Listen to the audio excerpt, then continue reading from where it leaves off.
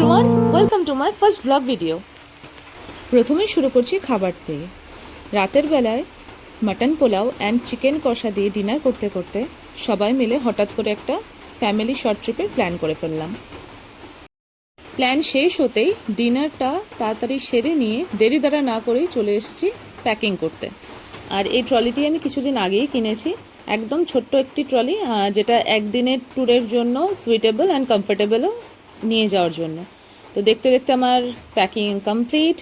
এবার যাবো ততক্ষণের জন্য গুড নাইট। Good morning. সকাল সকাল উঠে পেরেছি, দেখতেই পাচ্ছ ঘড়িতে এখন 4টে বাজে। অ্যান্ড আমি এখানে রেডি হয়ে গেছি, স্নান টান করে একদম ফ্রেশ হয়ে। আমরা সবাই একটু তাড়াতাড়ি রেডি হয়ে বেরিয়ে পড়েছিলাম, কারণ আমাদের ট্রেনটি ছিল ভোর 5:30টার সময়। তো তাড়াতাড়ি না বেরোলে ট্রেনটা মিস হয়ে যেত। রেডি হয়ে আমরা পড়েছি বেরিয়ে, আর সামনে মা যাচ্ছে সুটকেসটা নিয়ে। সুটকেস বারবার বলে দিচ্ছি, ওটা ট্রলি। আর এই যে ওয়েদারটা সেদিন মেঘলা ওয়েদার ছিল, রাস্তায় সেরকম একটা গাড়ি ঘোড়াও ছিল না, তাই অটো না পেয়ে অন্য কিছু না পেয়ে আমরা উঠে পড়েছিলাম ভ্যানে। সামনে বসে আছে মা বাবা, আর আমি এখানে ভিডিও করতে করতে যাচ্ছি।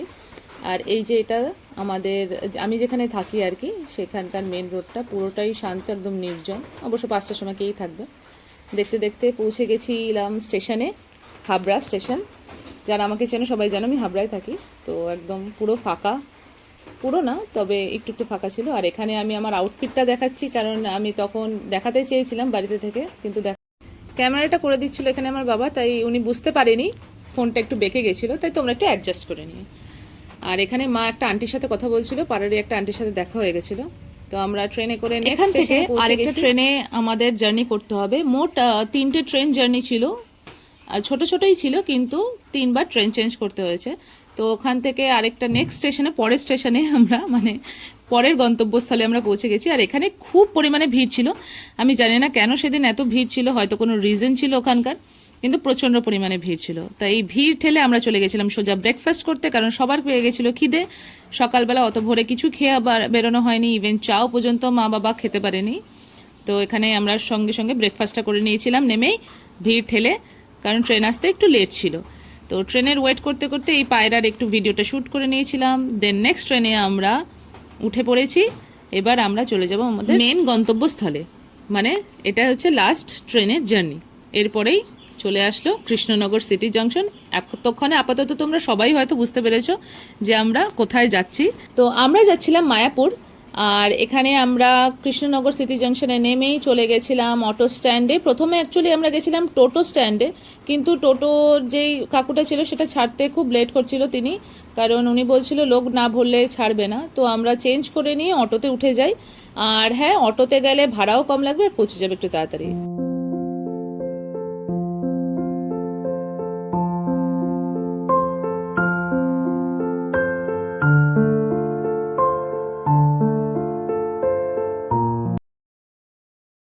অটো থেকে নেমে আমরা পৌঁছে গেছিলাম মায়াপুর ঘাটে।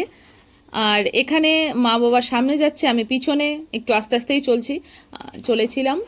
আর আমাদের এই মায়াপুর ঘাটে কৃষ্ণনগর সিটি জংশন থেকে আসতে সময় প্রায় লেগেছিল 20 মিনিট, 20 থেকে 25 মিনিট সময় লেগেছিল। একটু বেশিই লেগেছিল, 5-10 মিনিট, কারণ বৃষ্টি পড়ছিল, তাই অটো কাকু একটু ধীরে ধীরে চালাচ্ছিল। আর এখানে আমরা উঠে পড়েছি নৌকাতে মায়াপুরে যাওয়ার জন্য। আর এই যে মায়াপুরে নেমে গেছি, এখান থেকে আমরা ধরবো টোটো ইস্কন মন্দিরে যাওয়ার জন্য।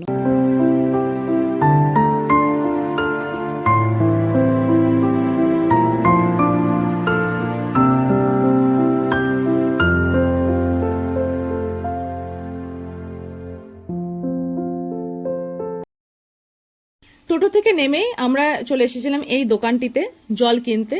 তো জল কিনে নিয়ে আমরা ঢুকে গেছি মন্দিরের ভেতরে। এখানে প্রথমেই দেখলাম একটা জুস স্টল হয়েছে, যেটার নাম ছিল কৃষ্ণ বলরাম জুস স্টল।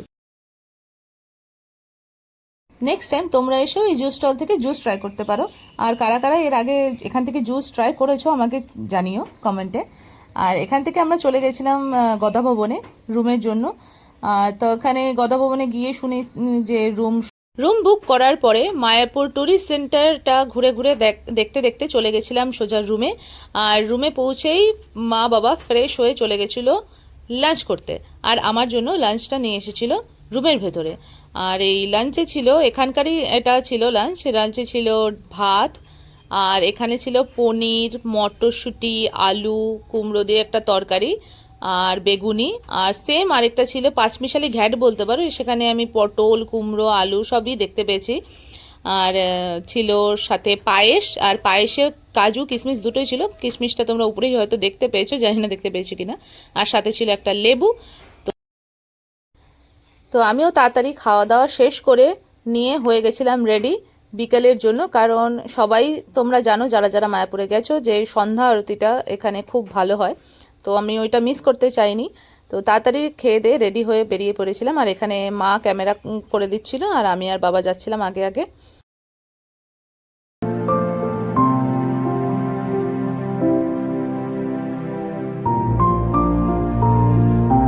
মন্দিরে যাওয়ার পথে এখানে দেখি একটা ছোট্ট ফুচকা স্টল বসেছে, যেখানে ফুচকা ছাড়া পাপড়ি চাট আরও অন্যান্য ফুচকার জিনিস সেগুলো পাওয়া যাচ্ছে।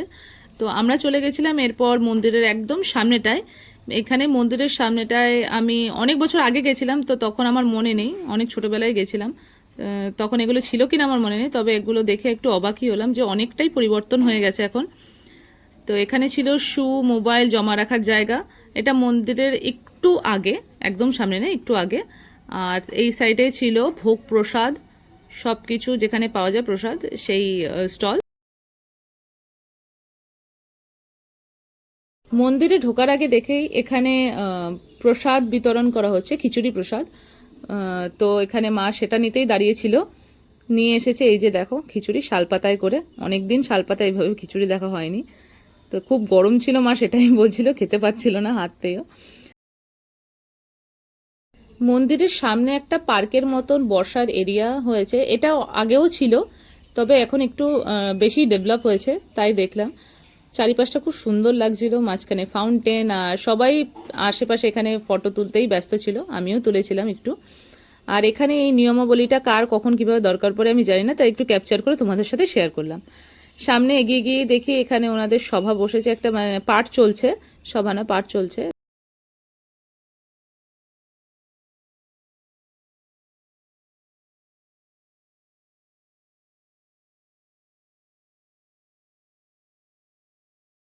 চলে এসেছি মেন মন্দিরের সামনে। তো মন্দিরের ভেতরে যেহেতু ফোন অ্যালাউ নেই, তো এখন ফোন জমা রাখতে যেতে হবে। আর এই যে লাইনগুলো দেখছো, কি ভিড় এখানে, এখানে সবাই ওই যে ওই পাশের লাইনটা ছিল ফোন জমা রাখার, আর এখানে জুতো, তো আমরা জুতো রেখে এসেছি সবাই।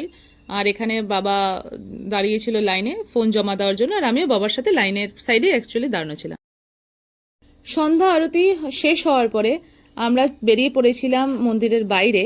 আর মন্দিরের বাইরে থেকে বের হয়ে দেখে এখানে একটা বড় ক্যান্টিন হয়েছে, যেটার নাম ছিল গোবিন্দা। তবে আমরা এখানে ঢুকিনি, আমরা চলে গেছিলাম বাইরে, মন্দিরের পুরোটাই বাইরে চলে গেছিলাম মার্কেটে। আর এখানে দেখো এত ভিড়, যখন আমরা ঢুকেছিলাম সন্ধ্যা আরতির জন্য তখন কিন্তু এত ভিড় ছিল না, কিন্তু বেরিয়ে দেখি খুব পরিমাণে ভিড়। তবে যাই হোক, আমরা চলে গেছিলাম বাইরে, তারপর একটা টি স্টলে, কারণ বাবা এখন চা না খেলে বাবার হতো না, সন্ধ্যাবেলায় বাবার চা লাগেই। তো মা আর বাবা ভেতরে বসে চা খাচ্ছিল, আর আমি বাইরেটায় দেখছিলাম কি কি পাওয়া যাচ্ছে।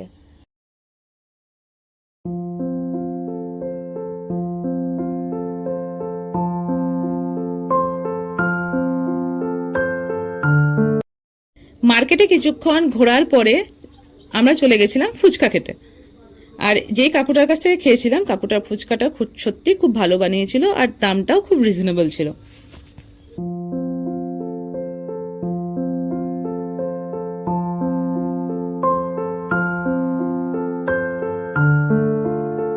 ফুচকা খাওয়া শেষ করে আমরা চলে গেছিলাম এই দোকানটিতে পুচকুর জন্য একটা জামা কিনতে। আর এই যে সেই পুচকুর জামা, পুচকুর জন্য পুচকু জামা, রাধে রাধে। পুচকুর জন্য জামা নিয়ে আমরা চলে গেছিলাম একটা চপের দোকানে, এখানে গরম গরম চপ ভাজছিল, আর এখান থেকে আমরা নিয়েছিলাম আলুর চপ।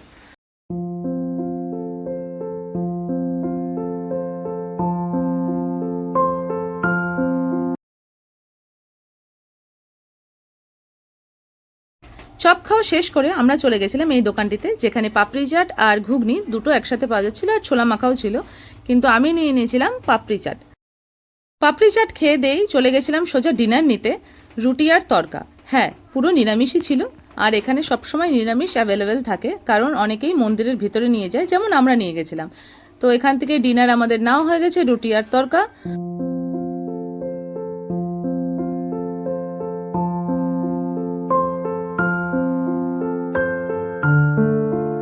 হোটেলটিতে আমরা ছিলাম, সেই হোটেলটি ছিল একটু ভেতরে, আর ওই হোটেলের সামনেই এই গিফট শপ ছিল, আর এই ক্যান্টিনটি ছিল, যেখানে অল টাইমই দেখছিলাম ভালোই ভিড় রয়েছে। আর এই যে একটা বিগ বাজারের মতন ছিল, মানে গ্রসারি শপিং, বিগ বাজার তো নয়। আর এই ফুচকা স্টলটিও একদম হোটেলের সামনেই ছিল।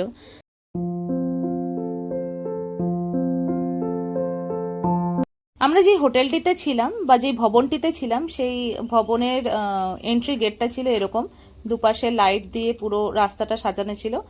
আর এটা এই যে এখন দেখতে পাবে তোমরা, এটা এত বড় ছিল আমাদের হোটেলটা, এই ভবনটাতে আমরা ছিলাম। আর ভবনটা সত্যিই খুব সুন্দর ছিল। ভবনের ভেতরটায় এরকমভাবে ডেকোরেট করা ছিল রাধা কৃষ্ণের ছবি দিয়ে। আর এখানে এটা এই ফ্লোরটা বোধহয় আমরা সব থেকে ফার্স্ট ফ্লোরেই ছিলাম আমরা, সাইডে লিফটও রয়েছে। আর এখন তোমরা দেখতে পাবে আমরা যে রুমটায় ছিলাম, সেই রুমটা অ্যাকচুয়ালি এটা 4 জনের জন্য রুম। 4টে বেড রয়েছে এখানে, সিঙ্গেল সিঙ্গেল বেড। এখানে ফ্যামিলিরা এসে এরকম রুম নিতে পারবে, আর খুব রিজনেবল প্রাইসেই। আমি প্রাইসটা আর বলছি না, তোমরা গিয়েই শুনতে পারবে। এটা ছিল আমার রুমের বাইরের ভিউস। এই পাশে একটা জানলা ছিল, আর এই সাইডে এই দুটো বেডের মাঝখানে একটা জানলা ছিল। তো রুমটা তোমাদের কেমন লাগলো তোমরা অবশ্যই কমেন্ট করে জানিও। আর এখন আমি ডিনার করে ঘুমোবো। আর ডিনারে ছিল পাস্তা, আর এই পাস্তাটা আমি মন্দিরের ভেতরের ক্যান্টিন থেকেই নিয়েছিলাম। তো চিজ ওভারলোডেড ছিল, অ্যান্ড ভেজিসও ছিল, আর এটা পুরো ভেজ পাস্তা ছিল।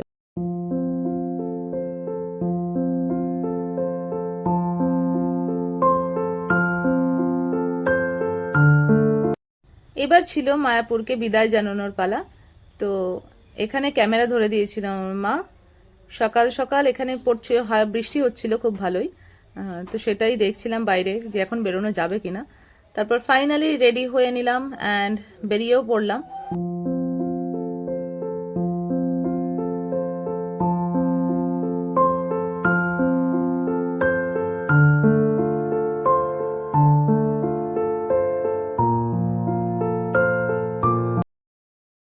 মন্দিরের গেট থেকে বেরিয়েই উঠে পড়েছি টোটোতে। আর এখানে নিয়েছিলাম আমরা শেয়ারেবল টোটো, কারণ আমরা লোক ছিলাম 3 জন, তাই ওরা একটু ভাড়া বেশি চাইছিল, তাই শেয়ারেবল টোটোটাই আমরা চুজ করি। এখান থেকে সোজা চলে যাই ঘাটে। এখানে মা টিকিট কাটছে নৌকায় যাওয়ার জন্য।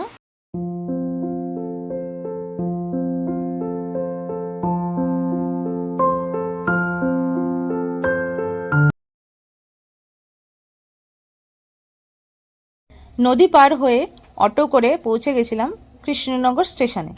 কৃষ্ণনগর স্টেশনে পৌঁছে গিয়ে আমি চলে গেছিলাম টিকিট কাটতে, আর মা পিছন থেকে করে দিচ্ছিল ভিডিও। টিকিট কেটে নিয়ে প্ল্যাটফর্মের উপরে এসে করে নিলাম ব্রেকফাস্ট, গরম গরম ডাল আর পুরি।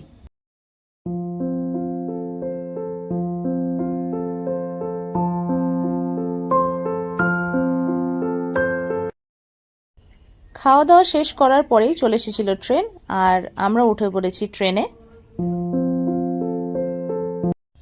জার্নি শেষে আমরা হাবড়ায় পৌঁছেছি দুপুর 2টোর সময়, তাই লাঞ্চটা বাইরেই সেরে নিয়েছি। এখানে মা আর বাবা নিয়েছিল রুই মাছের থালি, আর আমি নিয়েছিলাম ভোলা মাছের থালি। আমার রুই মাছটা সেরকম পছন্দ না। তো চলো বন্ধুরা, আজকের লাঞ্চটা সারতে সারতেই ভিডিওটা এখানেই এন্ড করছি। তোমাদের ভিডিওটা কেমন লাগলো অবশ্যই তোমরা কমেন্টে জানিও, আর ভালো লেগে থাকলে একটা লাইক, শেয়ার অ্যান্ড কমেন্ট করে দিও, অ্যান্ড চ্যানেলটা সাবস্ক্রাইব করতে ভুলো না। থ্যাংক ইউ, দেখা হবে নেক্সট ব্লগে।